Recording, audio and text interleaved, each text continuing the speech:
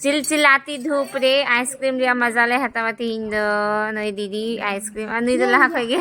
अनिर ने कागज रे हो बाले गिटी का चाले गिटी का तो दीदी तो ना की जमे कान तले नहीं